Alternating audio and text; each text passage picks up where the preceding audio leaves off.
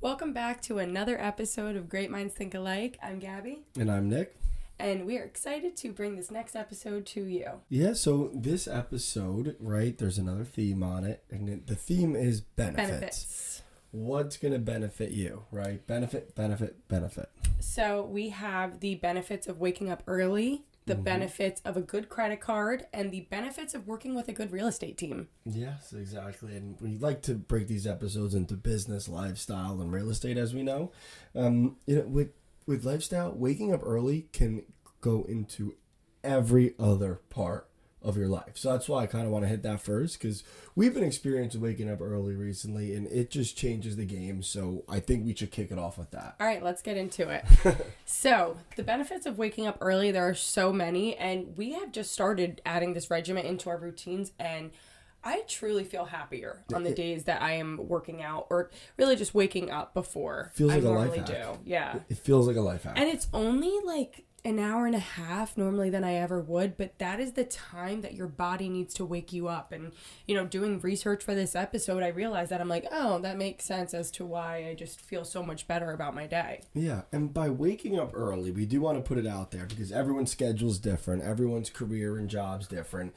What we mean by that is like a couple hours before you have things you need to do. A couple, right? Like meaning two, like exactly. An hour and a half. 2 hours. So if you work 9 to 5, maybe waking up at 7 or a little before. If you have to get into work at 7, wake up at 5. If you work overnight, if you're a bartender or something and you usually wake up at noon, maybe wake up at 10.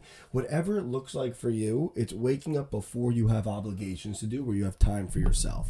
And again, that just gets your body woken up. You're just getting yourself in a flow. And I think that that's why it just has such a huge impact. Exactly, and it's not just our word for it. Like, we did some research, and it helps with concentration, with anxiety, depression. I know you want to get into more of that.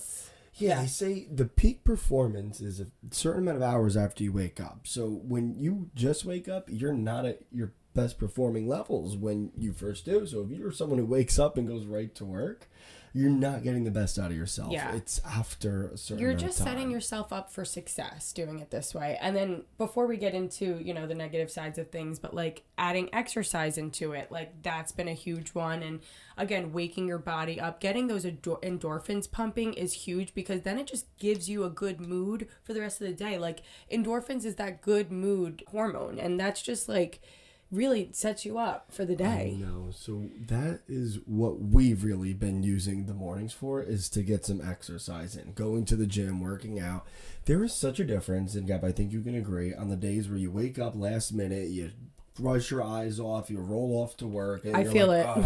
Or even if you're working from home, you get up, you make a coffee and work. Compared to when you get up, you go to the gym, you go for a walk, you stretch, you have your me time. Then when work starts, you just feel ready to tackle the day. It is a completely different mindset that it puts you in. So that's funny you said that, because I was going to use that example. Like when I'm working from home, I have to be on at 9.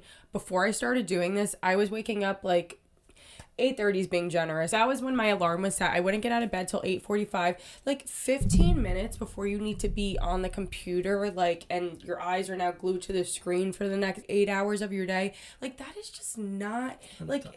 It's not enough time. I don't want to say misery, but like that's what that's what it's giving. Like that's what it's leading to, and you're not going to be happy. You're not giving yourself that time. You're not giving yourself like time to eat, time to wake yourself up. I like to also just have my coffee. Like no one talk to me at this time. Like just don't bother me. Like that is like where I debrief, decompress, and like I didn't realize that I wasn't even giving myself that time to do that. Exactly. When you're not giving yourself that time, you are giving yourself anxiety. So people who are sleeping later in the day, and it's scientifically proven, you're going to be more susceptible to depression. You're going to be more susceptible to anxiety. Yeah, and I could see that, because I've been there where I've slept most of the day. I wake up in the winter, it's like, oh, it's going to be dark in a few hours, or I have a ton of stuff to do, and I wake up on the brink of it needing to be done. I don't have time to clear my head, to strategize.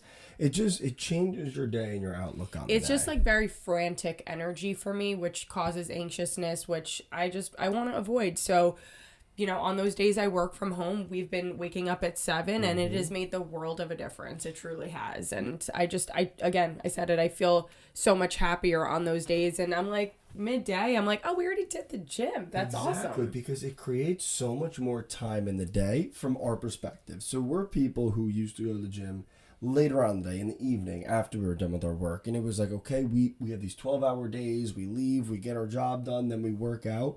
We're going to the gym in the morning now. We're getting home from work at such an early hour. And we're like, what do we do with all this time? Like, we actually feel like we have time for ourselves. It feels like a life hack. It really, truly feels like a life hack. 2 hours of the evening to go do that. I already did it. Like, I feel like I should be going, but I already did. We're adding more time into our days. And I feel like I'm a night owl. So I'll say this too, like, I've been trying to get to bed a little bit earlier. I've been struggling with that. But, step by step, and we're getting the first step down, and it takes 21 days to create a habit. I think we did this for like a month and a half at this point, and I'm really liking it so far, and I see the benefits already. Exactly. And I have a stressful job, being in the mortgage industry, and just the endorphins that come from working out in the morning. I'm like, I just had 300 pounds on my back that I was squatting this morning. I went in the sauna, sweated out. Like, there's nothing I can't handle. Yeah. Meanwhile, when I wake up and drag myself there, I'm like, oh, this problem. Like, I have a different perspective on my work when I wake up and do the right thing. So this is giving yourself time back, and look at it that way.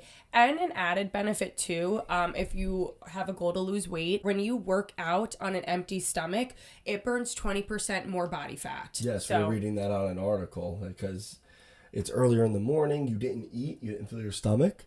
So you're just burning the fat that's sitting in you. So that's really good. And that's something that's like a total another benefit. And, it's something that I'm doing it for that, but I'm also doing it for myself. So make sure you're doing it for you. That's the biggest thing. But I think that that's a huge added benefit, I have to say. And, it doesn't have to be working out, right? Like, you can incorporate balance into your mornings, too. So I prefer working out when I get up there, but not every day. So what are some other things that we do? So, yoga is working out, too, but it's more low impact. So that's something, you can do that from home, though. Move your body. Peloton app, movement is the biggest thing. But, we can do meditations, you can do stretching, you can just, also just walking. Walk outside. Getting some sun. I know, wherever you are, it might not be warm enough, and I know it's colder in the mornings, but it's still, just getting that sun to skin is so nice. And, again, creates really just a good mood for the rest of the day. Yeah, it doesn't have to be that hard workout. You just walking around your block and getting, having coffee in your backyard, and just relaxing out first. Yeah, the workout can be low impact, or it could be a meditation, or it could just be stretching, walking, moving your body, walking your dog. There's so many things you can do with it, but waking up earlier is a huge benefit, and I think it's something that we should all start taking advantage of. And again, this coming from a night owl. Yep, exactly. Same. Back when I was in school, I used to sleep till 1 o'clock every day because I was a bartender, and I studied at night, and then I hung out at night. I never thought that I would be a morning person, but here we are a few years later, and we've adjusted. So, yeah. And I can say I've been on both sides. Waking up early is so much better. Yeah. So much. So I think that covers it. Yeah. Transitioning into the benefits of a good credit card. Yes, the business segment. A good credit card and the benefits if you use it right. So there's one key word here, and that's points. We love points. We want to drive that home. So we want to talk about the benefits of having a good credit card. So this is not your first card, right? If you're building credit, this isn't for it. This is when you've already established a little bit and you're ready for that next step, and you're ready for a card that is going to give back to you. Because, Gab, you say it all the time, they take our money always. This is the one time. It's the one way to get back at capitalism. To fight capitalism. And taxation. Because whenever you spend money, they take it. So using the correct kind of credit card is the one time where you can actually get money. You get rewarded for shopping. Money. Also, not just shopping, things that you need every day, like necessities, groceries, all that stuff. There is cash back times points for that. Yeah, so if you get the right card, you can get a lot of points, right, which you can use for cash back. You can use it on Amazon, things of the sort. Also, these specialty cards have certain deals. So there are brands and restaurants that they will partner with certain credit cards and say, okay, if you pay with this card, you get this special offer, right? So there's a ton of ways to save money and make money using these cards. if you do them right. Do your research, evaluate your lifestyle, figure out the best card for you. With our lifestyle, we're going to talk about Amex because we both use the Amex Gold card. And I think that like using that every single day, like don't use your debit card. You are literally losing out on so much money. Please, everything that you need to spend money on, besides bills, I put that on my debit card. But like everything else should be being spent on your credit card so you can get money back. Yeah, so like you mentioned, we're going to be going deeper into Amex. So the Amex Gold versus Platinum, actually, to be more specific. And, there are plenty of great, good cards out there as well. We're just most familiar with this. We started with the Gold. And these cards, the Gold and the Platinum, they have very different usages, right? So depending on your situation and your lifestyle, one card may be beneficial than the other. Everyone just thinks it's the Platinum card because it has the higher fees and it's more prestigious. But just because it's like a bougier card doesn't mean it's a better card for you. Yeah, for example, the first one I picked was the Gold because it fit my lifestyle better at the time. Now, before we jump into the comparison, I want to make a note that these benefits we're talking about with these cards, it only works if you pay your balance down.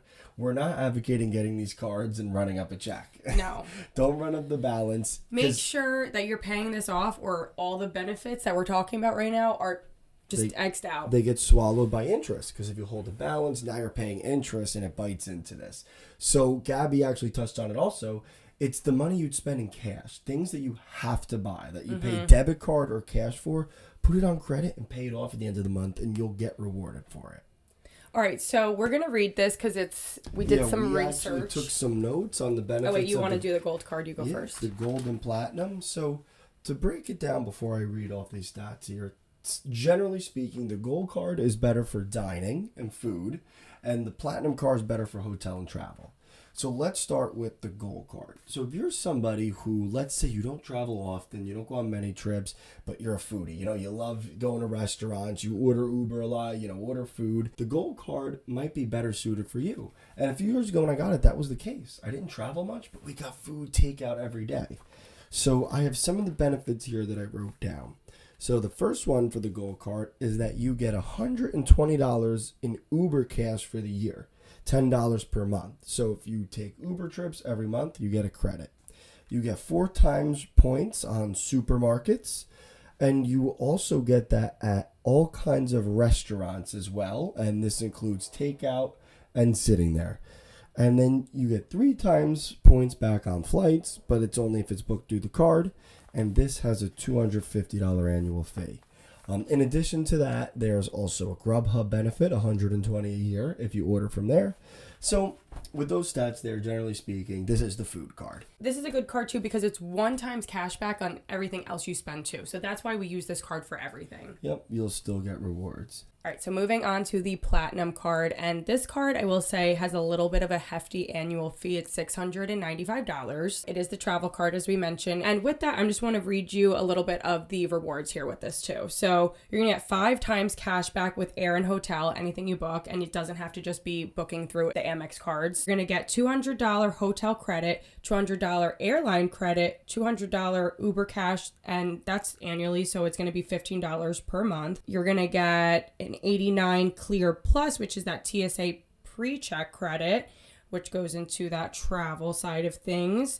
You're going to get $240 credit for streaming services. So that's Disney Plus, ESPN, Hulu, Peacock, New York Times, Wall Street. And then you're going to get $300 credit towards Equinox, which I don't even know how much of that of a benefit is because that seems like 1 month there. So that's the bougie card. It's got the travel on there, right? But it's also got a lot of other mixed benefits with a high fee. So you have to use them. That's already like with just the travel side of things and, to keep numbers clean here, you're already getting $600 back if you look at just the hotel credit, the airline credit, and the TSA pre-check. I mean, if you do travel a lot, it might be worth it. It certainly is. And then you pair it up with other things. Like you pay your Hulu on there and you get a discount, But if you're not traveling, as you can see, you don't want to pay $700 a year and not get the benefit.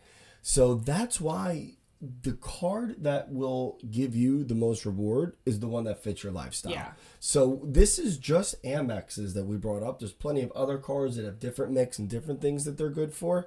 But the point is to find a card that works for you and to use that, pay it off each month to get those benefits. So I have a little tip for the girlies. We want to talk about girl math, right? So let's talk about a girl's night out. Naturally, you're going to dinner. Naturally, you're spending $100 each minimum. So with that, you're going to be that friend that volunteers to put their card down at the end of the night because the Amex Gold card is the restaurant card. Mm-hmm. So you're going to get 4 times cash back at this restaurant. So you put your card down on a $500 bill. You get 2,000 points.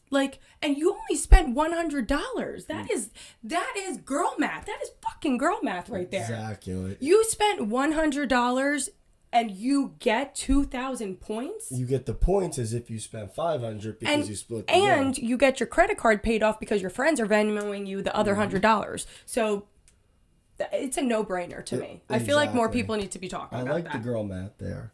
So on the points, right, to take this a step further, you can use these in many different ways. So I'll start with what I use them for. We use them for very different things, right? We want to both give our perspectives. So I use the points to buy necessities. So there are things in life that are just expensive that you have to buy anyway. So when I get mine, I get my points, I'll go to Amazon and I use it for all my household things, my deodorants, my shampoos, the shaving creams, the soaps, my socks, right? My gels. Yeah, just to rewind for a second too, there is a benefit within the Amex Gold card that we use and you can put all your rewards points to get Amazon dollars. So that's what we do. Right, so that's what you're talking about right now. So I take those household expenses, like the paper towels, anything that you need, I just keep paying it with those points so I get all that for free. Now, not all my points go to that. I have bought shoes and I bought a gym bag and a hockey jersey for it. So you can spend the money on things you like too, which is more what Gabby does. So I feel like I do the exact opposite as you, and this is how I get my shopping itch in. So I'll spend my money on the things that I need, but I'll use the cash back points to, buy things that I want. Really, I'm using this to shop at a discounted rate because, I have saved up where I can buy things for free, but, really at a discounted rate if I'm doing a haul. So That's really the biggest thing is you can cater it towards your needs and wants. For you, it feels good to just, get all the necessities out of the way. To buy the house stuff. I like that too. And but it also feels nice for me to just shop and it doesn't feel like my money. So exactly. You can buy those clothes, you get new shoes, you get new pants, and it's free for using these Amex cards and the points. That's how you incorporate balance, by using your points with stuff that makes you happy. Exactly. You're doing all this work to get this extra money. The balance comes in when you use those points on what you want. Mm-hmm. Whether that's taking care of expenses or buying things that you like. Use it to make yourself happy. Yeah. Awesome. So I think that about wraps it up for the cards. Now let's move over to our real estate segment. The benefits of using a good real estate team. A lot of people don't know why they need a real estate team. And why should they? Right? No, I don't blame them. If you're not in the industry and you don't see what goes on, it's not as clear as day on why you need a good team. And most people don't even know who's on your real estate team. So before we jump into it, I just like to make a sports analogy. I always use this. So I know she laughs at me, but it is true. I'll give it to you. It's true. So just like in a sports team, we'll use basketball for an example, when all the players on the team have good chemistry, know each other, and work well together, they're much more likely to achieve their goal. You see in the NBA, these super teams where they get superstars that don't know or necessarily like each other. All the talent in the world, throw them on, but they don't mesh, they fail. Then you see a team where they're homegrown, they practice together, they play, they mesh well, they play better. Real estate's no different. When you have a realtor, a loan officer, an attorney, all that work together, they can accomplish your goal of buying a house much more efficiently than a team that's not communicating and working well together. Yeah, absolutely. And you're going to need to have communication between all those team members. So that's another point of it. But as long as you're using good team members here, they're going to naturally work well together. Yep. Every player does their part in order to help you achieve your goal. So why would you need to use an agent? This is something that I want to address. And the benefits of using a good realtor are simple. It makes your process a lot smoother. There's a lot of things on the back end that people don't see, like all the paperwork that goes in, the research, like with the CMAs, that's comparative market analysis. That's something, the prep work that's done beforehand. And not only do we just list and show homes, we're the face of it. We're going to market your property to the best of our abilities. We're going to make sure you get top dollar. We're going to also make sure when we're marketing, you're going to get a bigger pool of applicants, of buyers. Having a good local expert is going to market the strengths of that area. So to pull it all in, there's coordinating with inspections, there's appraisals, there's working with the town to get the COs. And really the biggest thing too is we're going to support you to the best of our abilities. And we all have a common goal here is selling your house as quickly as we can, or as a buyer, getting a house as quickly as you can and, at a fair price. Yeah, and from my point of view on the other end, I can agree with that. So some people say they don't want to pay the realtor fee to sell their house because they can make more. Well, I'll tell you, yeah, you may save on the commission fees, but everything that Gab just said, the resources and the marketing that they do that opens up to such a broader audience, you end up getting more money for your house and you don't have to go through all the stress. So you end up making out when you use one. I couldn't agree more.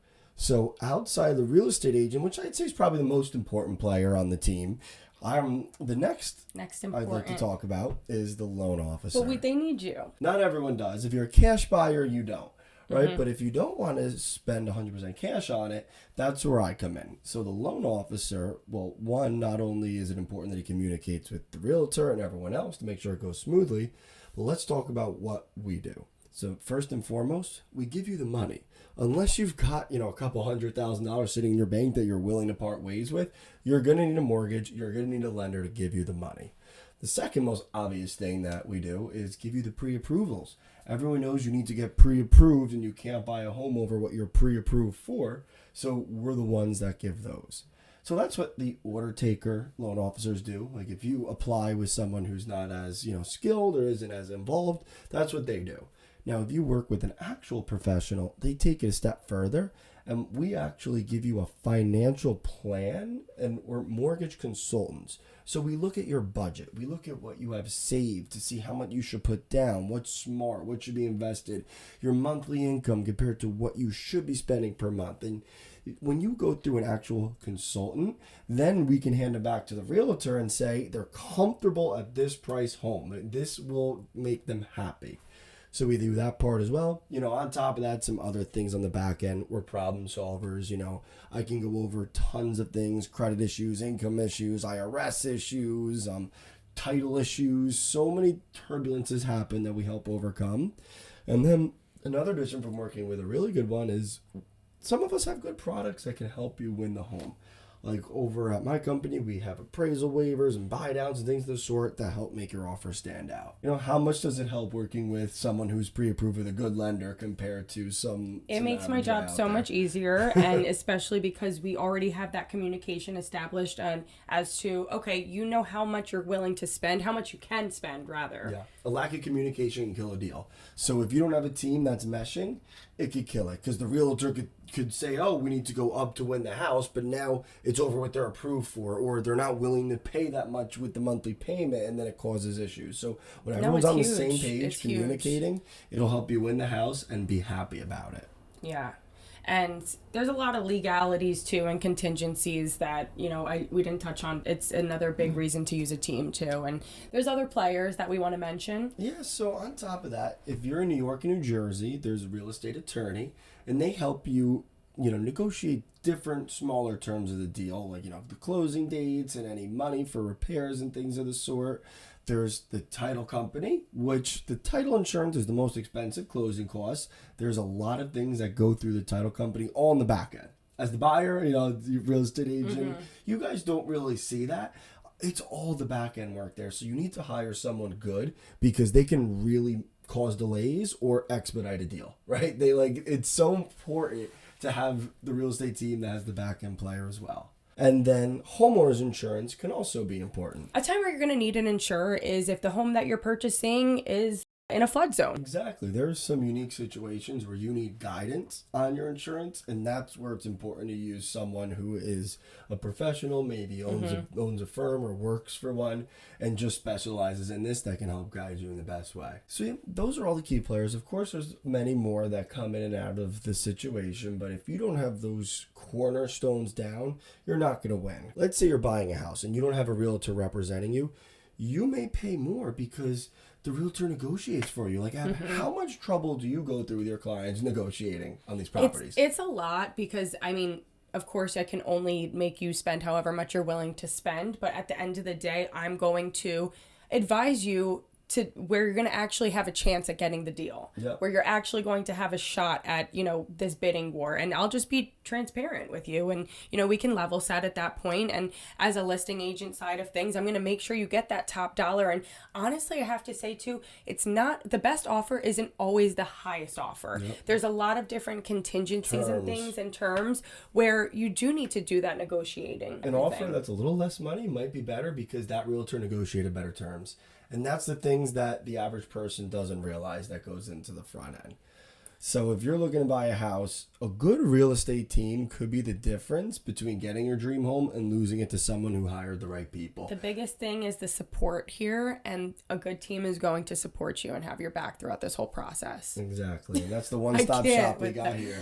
One-stop shop. One-stop shop. Okay, well, so that about sums it up. That wraps it up for today. Great minds think alike. Benefits. Like and subscribe. Benefits of creating a better life. That's what we're all about. See you next week. Bye, guys.